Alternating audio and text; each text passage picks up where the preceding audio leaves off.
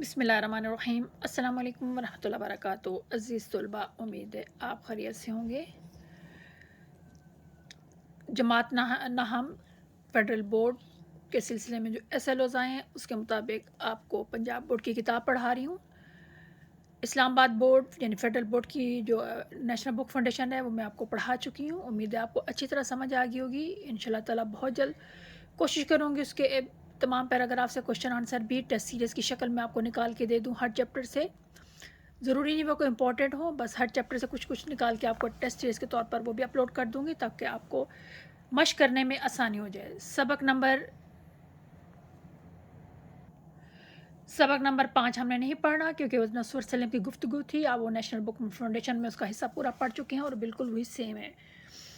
अब सबक नंबर 6 शुरू करते हैं। पंचायत का मतलब होता है झगड़ा दूर करने का, मीटिंग या जलसा गांव में या ऐसे इलाके में जहाँ पे अदालतें बहुत दूर होती हैं तो लोग बैठ के आपस में मसले सॉल्व करके कर सकते हैं। इसके साथ साथ मैं इसके जितने भी बाकी चैप्टर पढ़ाए हैं उनके लिंक मैं डिस्क्रिप्शन में दे दूँगी, आप वहाँ से आसानी के साथ देख सकते हैं। और एक और अहम बात, माई मिक्स प्लेट के चैनल पर जाने के लिए जो ही आपके पास सामने वीडियो है आप उसकी पिक के क्लिक करें तो आप तस्वीर पर जो बनी है वो क्लिक करने से आप मेरे चैनल पर पहुंच जाएंगे। वहाँ वीडियो में लिस्ट देखना चाहें ऊपर वीडियो और प्लेलिस्ट का ऑप्शन है, आप वीडियो के ज़रिए तमाम वीडियोज़ देख सकते हैं और प्लेलिस्ट को क्लिक करके भी तमाम चीज़ें आसानी के साथ देख सकते हैं, क्योंकि इसके बगैर आप मेरी सारी वीडियो नहीं देख सकते। शुरू करते हैं। पंचायत, इसके 2 हिस्से हैं। पहले हिस्से में आज मैं आपको 3 पेजेस कराऊंगी, उसके अगले हिस्से में फिर अगला पेज 3 पेजेस। जुम्मन शेख और अलगू चौधरी में बड़ा याराना था, यानी बहुत पक्की दोस्ती थी। साझे में खेती होती, यानी खेती बाड़ी मिलकर करते थे, या इनमें शराकत थे या बराबर के शरीक थे। लेन देन में भी कुछ साझा था, यानी लेन देन यानी कारोबार में भी कुछ ना कुछ शराकत थी, कोई ना कोई चीज़ जो है ना वो आपस में मिल कर करते थे, कारोबार में मिलजुल कर करते थे, दोनों में बराबर का हिस्सा था। एक को दूसरे पर कामिल इत्मीनान था, यानी दोनों को एक दूसरे पर मुकम्मल यकीन था, मुकम्मल भरोसा था। जुम्मन शेख जब हज करने गए तो अपना घर अलगू को सौंप गए, अलगू के हवाले कर गए, अलगू को दे गए उसकी जिम्मेदारियाँ। और अलगू जब बाहर जाते, यानी कभी अलगू को कहीं बाहर जाना पड़ जाता तो जुम्मन पर अपना घर छोड़ देते, तो अपने सारे घर की जिम्मेदारियाँ जुम्मन को दे जाते। और इस दोस्ती का आगाज़, यानी दोस्ती तब शुरू हुई या उस ज़माने में हुई जब दोनों लड़के, यानी जब ये छोटे थे लड़के थे, जुम्मन के पिदरे बुजुर्गवार यानी जुम्मन के जो वालिद थे, पिदरे बुजुर्गवार यानी वालिद बाप, बुजुर्गवार इज़्ज़त के साथ नाम लिया गया है, कि जब ये दोनों जुम्मन और अलगू लड़के थे तो उस वक्त ये जुम्मन और अलगू दोनों मिलकर पढ़ा करते थे। कहाँ पे? जुम्मन के वालिद के पास, जिनका नाम शेख जमराती था, उनके रूबरू यानी सामने यानी पास बैठकर ज़नाए अदब तय करते थे, यानी अदब से बैठकर इल्म हासिल करते थे। अलगू ने उस्ताद की बहुत खिदमत की, यानी अलगू ने उस्ताद की बहुत खिदमत की, उनकी हर बात मानी। खूब रकाबियाँ, यानी पहले उनकी प्लेटें, छोटी प्लेट थाली जिसे कहते हैं, मांजी यानी साफ़ की, यानी अगर उस्ताद बर्तन धोने को भी कह देता था तो इनकार नहीं किया जाता था कि उस्ताद का हुक्म भी माँ बाप के बराबर होता है, उसमें इज़्ज़त में कमी नहीं आती। तो उन्होंने उस्ताद के घरों में पढ़ाया जाता था, इसलिए उस्ताद के घर की जो प्लेटें थी, छोटी थालियाँ थी, वो भी साफ़ की, धोई। फिर उनके प्याले धोए, बहुत ज़्यादा धोए, यानी अक्सर कह देते थे ज़रूर धो लेते थे। इनका हुक्का दम ना लेने पाता था, यानी कभी बुझने नहीं पाता था। कई अब उस्ताद अगर हुक्का पीते थे, जो अलगू जो जुम्मन के वालिद थे जिनका नाम शेख जमराती था, वो हुक्का पीते थे तो जो ही वो थोड़ा सा बुझने पाता तो अलगू जो है वो जाके उसको दोबारा ताज़ा करके ले आते। इनके बाप, यानी किसके बाप? जुम्मन के वालिद जो शेख जमराती थे, वो पुरानी वज़ा के, यानी पुराने तौर तरीके के, पुराने ख्यालात के मालिक थे, आदमी थे। तलीम के मुकाबले में इन्हें उस्ताद की खिदमत पर ज़्यादा भरोसा था। वो कहते हैं तलीम हासिल करना इतना अहम नहीं है जितना उस्ताद की खिदमत करने से, जब खिदमत करेंगे तो ज़रा उस्ताद की हर बात मानेंगे तो आप में इल्म ज़्यादा आएगा। वो कहा करते थे कि उस्ताद की दुआ चाहिए, यानी जो अगर उस्ताद दुआ दे तो इंसान ज़िंदगी में कामयाब हो जाता है। और जो कुछ होता है फैज़ से होता है, यानी जो कुछ हासिल करते हो आप किसी की सोहबत में, किसी के पास बैठ के उसकी आदात, उसके अतवार, उसकी बातों से हासिल करते हो। और अगर अलगू पर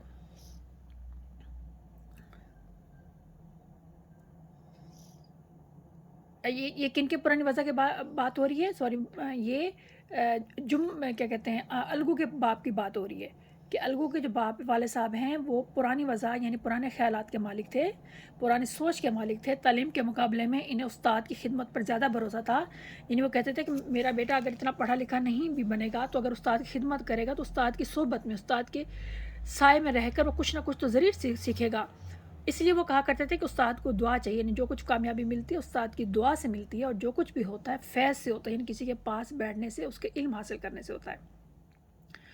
اور یہ بھی سوچا کرتے تھے کہ اگر الگو پر استاد کے فیض یا دعاؤں کا اثر نہ بھی ہوا، کہ الگو اگر جمن کے والد کے پاس بیٹھ کے جو علم حاصل کرتا ہے، اگر اس کی دعاؤں کا اس پر یا اس کے پاس بیٹھنے کا اس پر اگر اثر نہ بھی ہوا، یعنی ذرا برابر بھی اس کی زندگی میں فرق نہیں آیا، لیکن اسے تسکین تھی، اسے تسلی تھی، ایک آرام تھا، ایک سکون تھا کہ تحصیل علم کا، یعنی علم حاصل کرنے کا کوئی دقیقہ، کوئی باریک نقطہ اس نے فروگزاشت نہیں کیا، یعنی اس نے اس میں غفلت نہیں برتی.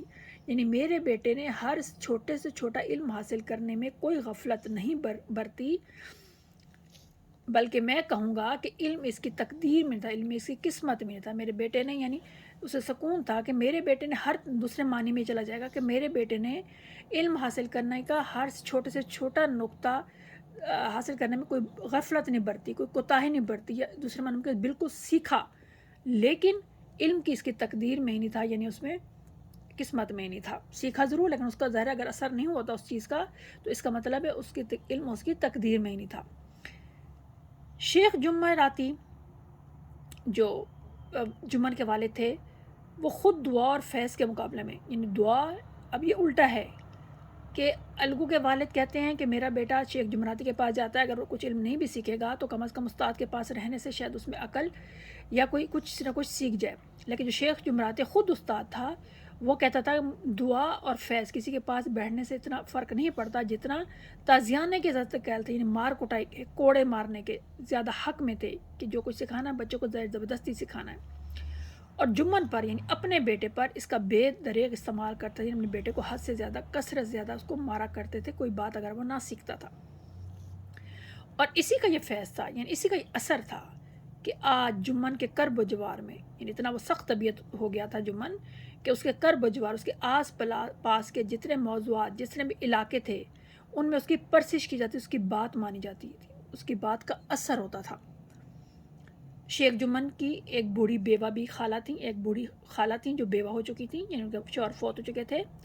ان کے پاس کچھ تھوڑی سی ملکیت، یعنی اس کی بیوہ جو خالہ ہیں اس کے پاس تھوڑی سی ملکیت یعنی جائیداد تھی، مگر غریب کا وارث کوئی نہیں تھا، یعنی اولاد نہیں تھی اس کا وراثت میں، اس لیے کوئی نہیں تھا حصہ کسی بچے کا.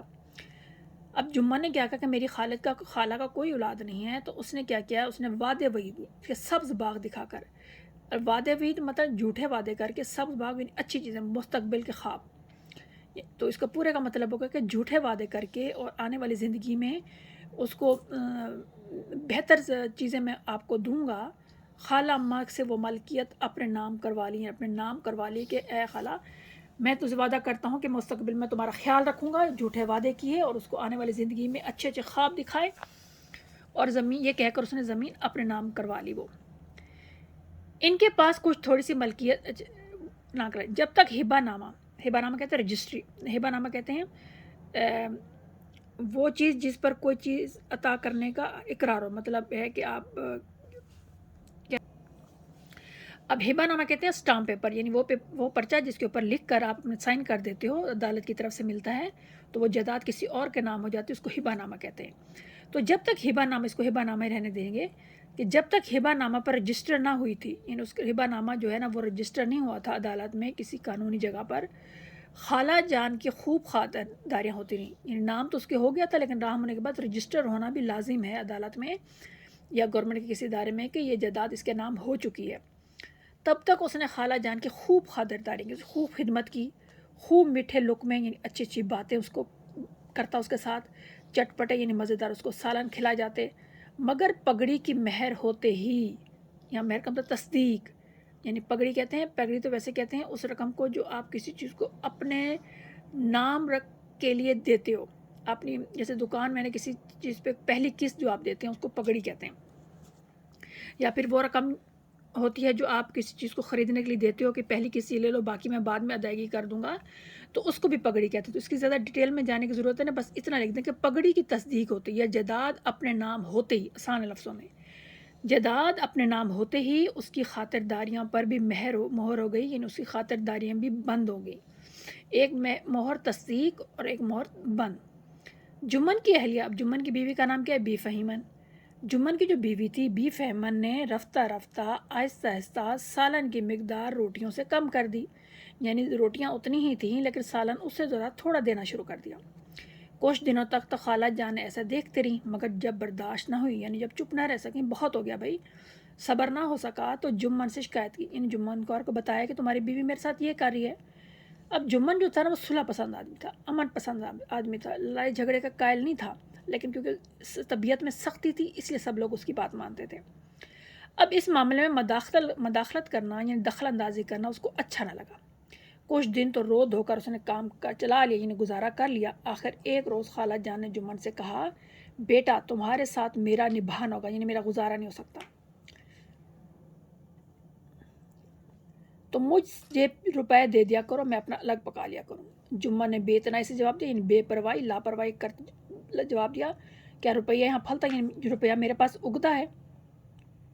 اچھا یہ والا میں نے جو لکھا ہے، یہ دیکھیے ایک چیز دیکھ لیجیے، لکھا ہے نا کہ تحصیل علم کا کوئی دقیقہ اس نے فروگزاشت نہیں کیا۔ اس کا بھی یہ بھی لکھ سکتے ہیں کہ الگو نے علم حاصل کرنے کے لیے بہت محنت کی اور کسی قسم کی غفلت یا لاپرواہی کام نہیں لیا، لیکن پھر بھی اس کا باپ کہتا کہ میں یہ کہوں گا کہ میرے بیٹے کی قسمت میں علم تھا ہی نہیں۔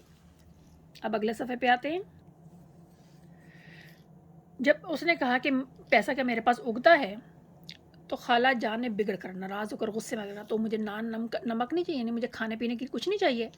جمن نے مظلومانہ انداز سے کہا، ایسے انداز سے کہ جسے تنگ آ کر جواب دیا، چاہیے کیوں نہیں بھائی، میرا خون چوس لو، یعنی میرا خون پی لو نا، اور یہ تھوڑی سمجھتا ہے کہ تم خواجہ خضر کی حیات لے کر آئی ہو، یعنی تمہارے مرنے کے دن قریب ہیں، اب یہ تو تھوڑی کسی کو پتہ ہے کہ تم خضر علیہ السلام کے لیے مشہور ہے کہ انہوں نے آب حیات پیا تھا تو زندہ ہیں، لیکن یہ اس کہانی کو پڑھنے کے بعد ہی آپ کو پتہ چلے گا کہ اس میں اصل اس کیا کہتے ہیں اس کہانی کس طرح ہے، لیکن ایک مثال دی جاتی ہے، یہ تلمی استعمال ہوئی ہے کہ تم خضر علیہ السلام کی، یعنی تم ایسی زندگی لے کر آئی کہ تمہیں مرنا ہی نہیں، یہاں پہ یہ مراد لیں کہ یہ تھوڑی کوئی سمجھتا ہے، یعنی کوئی تھوڑی کوئی جانتا ہے کہ تم پوری ہمیشہ زندہ رہو گی، آخر ایک دن تمہیں مرنا تو ہے نا۔ خالہ جان اپنے مرنے کی بات نہیں سن سکتی تھی، یعنی برداشت ہی نہیں ہو سکتا تھا کہ ان کے مرنے کی بات کرے۔ جامع سے باہر ہو کر پنچایت کی دھمکی دی، غصے میں آ کر کہا کہ میں تو پنچایت بلا لوں گی۔ جمن ہنس پڑا، وہ فاتحانہ ہنسی جو شکاری کے لبوں پر ہرن کو جال کی طرف جاتے ہوئے دیکھ کر نظر آتی ہے۔ جمن ایسے ہنسا، وہ کامیابی والی ہنسی اس کے چہرے پر تھی، جیسے کوئی شکاری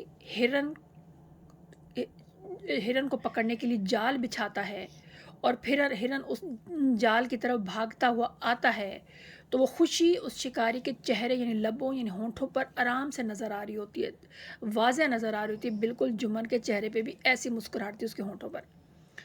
ہاں ہاں ضرور پنچایت کرو، یعنی مرضی ہے جلدی جا میری طرف سے جا کر لو، فیصلہ ہو جائے گا، یعنی میں دیکھ لوں گا کیا فیصلہ ہوتا ہے، مجھے بھی دن رات کا وبال پسند نہیں، یعنی جھگڑا بالکل پسند نہیں ہے۔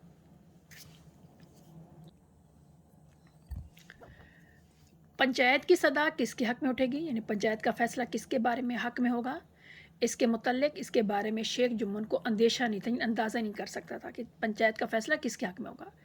کرب و جوار میں ایسا کون تھا، یعنی آس پاس ایسا کون تھا جمن کے جو اس کے مطلب گاؤں میں یا اس کے علاقے میں ایسا کون بندہ تھا جو اس کا شرمندہ منت نہ، یعنی جس پر اس نے احسان نہ کیا ہو، کون تھا جو ان کی دشمنی کو حقیر سمجھے، کون تھا ان سے دشمنی مول لے یا اس کی دشمنی کو کم تر سمجھے، اور کس میں اتنی جرأت تھی، کسی میں بھی اس وہاں پہ موجود ان کے رہنے والوں میں کسی میں اتنی ہمت نہیں تھی کہ جو ان کے سامنے کھڑا ہو سکے، ان کا مقابلہ کر سکے۔ پھر کہتے ہیں آسمان کے فرشتے تو پنچایت کرنے آئیں گے نہیں، یعنی آسمان سے فرشتے تو آ کر پنچایت نہیں کریں گے، جو بھی کرے انسان سامنے کریں گے، اور سامنے بیٹھے ہوئے جتنے بھی لوگ تھے سب پر شیخ جمن کے احسانات تھے۔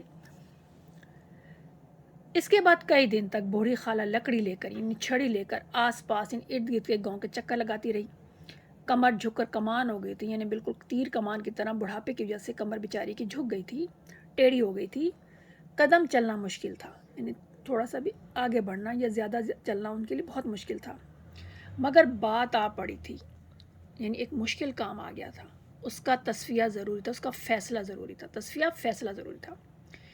لیکن شیخ جمن کو اپنی طاقت یعنی اپنی قوت پر رسوخ، اپنے تعلقات،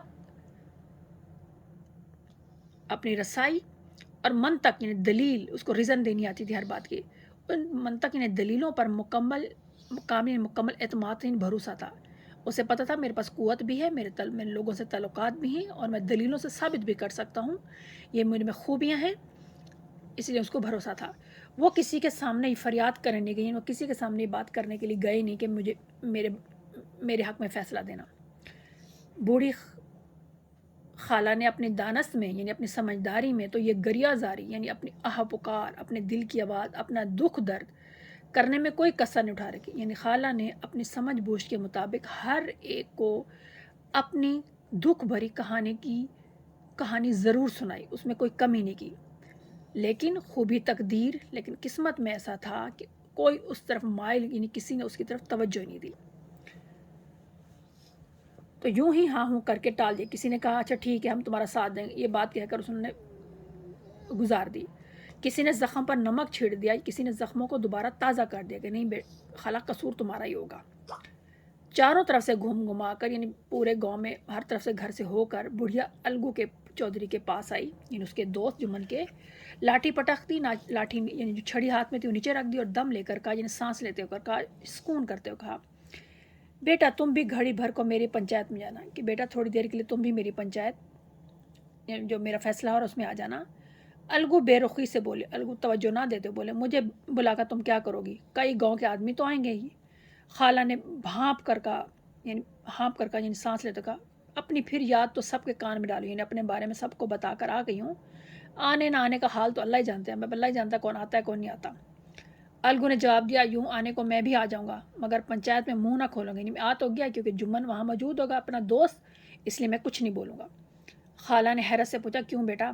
الگو نے پیچھے چھڑانے کے لیے، جان چھڑانے کے لیے کہا، اب اس کا کیا جواب، اپنی اپنی طبیعت، یعنی میری مرضی ہے، جمن میرا پرانا دوست ہے، اس کا بگاڑ نہیں سکتا، یعنی میں اس کے ساتھ دشمنی مول نہیں لے سکتا، اس سے اپنے تعلقات خراب نہیں کر سکتا۔ خالہ نے طاق کا نشانہ مارا، یعنی خالہ نے یہ بات دیکھتے ہوئے کہ اپنے دوست کا ساتھ دے رہا ہے تو ایک جملہ کسا، بیٹا کیا بگاڑ کے ڈر سے ایمان کی بات نہ کہو گے، یعنی اپنے تعلقات خراب ہونے کی وجہ سے کوئی ایمان یعنی سچ بات نہیں بولو گے۔ شام کو ایک پیڑ کے نیچے پنچایت بیٹھی، یعنی شام کو ایک درخت کے نیچے پنچایت سب لوگ اکٹھے ہو گئے، ٹاٹ وہاں پہ بچھا ہوا تھا، یہ بوریوں کا ایک کپڑا ہوتا ہے جن کو جوڑ کر ٹاٹ بنایا جاتا ہے، حقہ پانی کا بھی انتظام تھا، لوگ حقہ بھی پیتے تھے، پانی لسی پانی کا بھی انتظام تھا۔ یہ سب شیخ جمن کی مہمان نوازی تھی، کیونکہ ظاہر شیخ جمن کا رسوخ تھا، بڑا آدمی تھا، چودھری کا بیٹا تھا، تو ذرا یہ سب اس نے خاطرداری کے لیے چیزیں رکھی ہوئی تھیں۔ وہ خود الگو چودھری کے ساتھ دور بیٹھ کے نہیں پنچایت سے کچھ لوگوں سے پیچھے بیٹھ کر حقہ پی رہے تھے۔ جب پنچایت پوری بیٹھ گئی، یعنی سب لوگ آ گئے، تو بوڑھی بھی جان نے حاضرین کو مخاطب کر کے، یعنی لوگ سامنے بیٹھے تھے، انہیں کہا، پنچو یعنی پنچایت کا شارٹ ورڈ پنچو، کہتی ہے، پنچو آج 3 سال ہوئے میں اپنا سب جائیداد اپنے بھانجے جمن کے نام لکھ دی تھی، اسے آپ لوگ جانتے ہیں۔ جمن نے مجھے تعین حیات یعنی پوری زندگی روٹی کپڑا دینے کا وعدہ کیا تھا۔ سال 6 مہینے تو میں نے ان کے ساتھ کسی طرح رو دھو کر یعنی بڑی مشکل سے گزارا کیا یا کاٹے، مگر اب مجھ سے رات دن کا رونا نہیں سہا جاتا، میں تکلیف برداشت نہیں کر سکتی، یعنی سے مانگ نہیں سکتی، مجھے پیٹ کی روٹیاں تک نہیں ملتی، یعنی پیٹ بھرنے کے لیے پورا کھانا نہیں ملتا، بے کس بیوہ ہوں، مجبور یعنی میں بیوہ عورت ہوں، تھانہ کچہری کا چکر نہیں لگا سکتی، یعنی میرا کوئی نہیں ہے جو میرے ساتھ تھانہ کچہری جا سکے، سوائے تم لوگوں کے علاوہ اور کسی سے اپنا دکھ درد رہوں، یعنی میں آپ لوگوں کے علاوہ کس کو اپنے دکھ درد بیان کروں، تم لوگ جو راہ نکالو، یعنی تم لوگ جو فیصلہ کرو اس راہ پر چلو، مجھے وہ فیصلہ منظور ہے، اگر میری برائی دیکھو یعنی اگر میری غلطی دیکھو تو میرے منہ پر تھپڑ مارو، یعنی مجھے برا بھلا کہو، اور اگر جمن کی برائی دیکھو اور اگر جمن کی غلطی دیکھو تو اسے سمجھاؤ، کیوں ایک بے کس کی آہ لیتا ہے، یعنی کیوں ایک بے سہارا عورت کی بد دعا لیتا ہے۔ رامدھن مصر بولے، یہ جمن کے الگو کا دوست تھا، جمن میاں پنچ کسے بتو، یعنی ایک تو دیکھو 5 لوگوں کو ملا کے ایک پنچایت بنتی ہے، پھر ان 5 لوگوں میں ایک لیڈر سلیکٹ ہوتا ہے، اس کو پھر پنچ بولتے ہیں، تو جمن میاں پنچ کسے بتو، یعنی کسے بناتے ہو، ابھی سے طے کرو، ابھی سے فیصلہ کر لو۔ جمن نے حاضرین پر ایک اڑتی ہوئی نگاہ ڈالی، ہلکا سا دیکھا اور دلیرانہ انداز سے بولا، بہادری سے کہا، خالہ جان جسے چاہے پنچ بنائے، مجھے عذر نہیں، مجھے کوئی اعتراض نہیں۔ خالہ جان نے کہا ارے اللہ کے بندے تو پنچوں کے نام کیوں نہیں بتا دیتا؟ جمعہ نے بڑھیا کو غضبناک یعنی غصے والی نگاہوں سے دیکھ کر کہا اب اس وقت میری زبان نہ کھلاؤ، جسے چاہو پنچ بناؤ، یعنی مجھے مطلب ہے کہ میں کچھ بولوں گا تو پھر تمہیں برا لگے گا، اس لیے تم آپ جس کو چاہتی ہیں پنچ بنا لیں۔ خالہ جان نے جمن کے اعتراض کو تاڑ لی، یعنی پہچان گئی کہ وہ کیوں بات جو ہے نا وہ ایسی کر رہا ہے۔ کہتی بیٹا خدا سے ڈرو، میرے لیے کوئی اپنا ایمان نہ بیچے گا۔ یعنی اسے یاد ہو ایک دفعہ گئی تھی اس کے گھر تو اس نے کہا تھا کہ میرا دوست ہے، میں اس لیے کچھ نہیں بولوں گا۔ تب اس نے جملہ بولا تھا کہ بگاڑ کے ڈر سے، یعنی آپس میں تعلقات کے ڈر سے تم اب سچ نہیں بولو گے۔ تو یہ جملہ اس کو دوبارہ یاد آ گیا۔ کہتے اتنے بھلے آدمیوں میں کیا سب تیرے دشمن ہیں؟ یعنی اتنے لوگ بیٹھے ان میں سب تیرے دشمن ہیں، اور سب کو جانے دو، الگو چودھری کو تو مانے گا، یعنی تم الگو چودھری کو کیوں نہیں وہ پھر الگو چودھری کا نام لے لیتی ہے کہ میں اسے پنچ بناتی ہوں۔ اب جمن فرتے مسلم خوشی کے مارے باغ ہو، یعنی بہت خوش ہو گیا، مگر ضبط کر کے بولے، یعنی برداشت کسی کو دکھایا نہیں کہ میں اتنا خوش ہوں۔ کہتا ہے الگو چودھری سے میری طرف سے الگو چودھری کو بے شک پنچ بنا لو، میرے لیے جیسے رام دھن مصر ہے ویسے الگو کوئی میرا دشمن نہیں ہے۔ الگو بغلیں جھانکنے لگا، یعنی پریشانی کے مارے ادھر ادھر دیکھنے لگا۔ اس جھمیلے میں نہیں پھنسنا چاہتا تھا، جمیلے میں یعنی مشکل میں، اس جھگڑے میں نہیں آنا چاہتا تھا۔ معترضانہ انداز سے کہا، یعنی اعتراض کرنے والے انداز سے، کہ آگے جواب دینے لگا بوڑھی ماں تم جانتی ہو کہ میری اور جمن کی گاڑھی دوستی یعنی پکی دوستی۔ خالہ نے جواب دیا بیٹا دوستی کے لیے کوئی اپنا ایمان نہیں بیچتا، یعنی اگر دوستی ہے تو اس کا مطلب یہ نہیں کہ سچ نہ بولا جائے۔ پنچ کا حکم اللہ کا حکم ہے، پنچ کے منہ سے جو بات نکلتی ہے وہ اللہ کی طرف سے نکلتی ہے۔ الگو چودھری نے کہا جمن شیخ ہم اور تم پرانے دوست ہیں، جب ضرورت پڑی تم نے میری مدد کی اور ہم سے جو بن پڑا، یعنی مجھ سے بھی جو ہو سکا تمہاری خدمت کرتے ہیں، مگر اس وقت نہ تم ہمارے دوست اور نہ ہم تمہارے دوست۔ یعنی پھر وہ الگو راضی ہو جاتا ہے پنچ بننے کے لیے، تو وہ جمن کو مخاطب اور کہتا ہے کہ ہم اور تمہارے پرانے دوست ہیں، میں نے بھی تمہاری مدد کی ہے، تم بھی میرے ماں کام آئے ہو، لیکن اس وقت چونکہ میں پنچ بن رہا ہوں تو نہ تم ہمارے دوست ہو اور نہ میں تمہارا دوست ہوں، یہ انصاف اور ایمان کا معاملہ ہے۔ خالہ جان نے پنچوں سے اپنا حال کہہ سنایا، تم کو بھی جو کہنا کہو۔ اب جمن ایک شان فضیلت سے اٹھ کھڑے ہوئے، یعنی بڑی شان و شوکت سے، پنچوں میں اس خالہ جان کو اپنی ماں کی بجائے سمجھتا، اپنی ماں کی جگہ سمجھتا ہوں۔ آج کے لیے اتنا کافی ہے، انشاءاللہ تعالیٰ اگلے اس میں آپ کا سیکنڈ اس کا حصہ اپلوڈ کر دوں گی۔ امید ہے آپ کو سمجھ آ گیا ہوگا۔ اس میں چھوٹی اتنا آسانی طریقے سے میں نے آپ کو سمجھا دیا ہے کہ اس میں سے جو تشریح ہے وہ بھی آپ کر سکتے ہیں، اور اس میں سے کوئی سوال جواب بن جائے تو وہ بھی آپ آسانی کے ساتھ جواب دے سکتے ہو۔ السلام علیکم ورحمۃ اللہ وبرکاتہ۔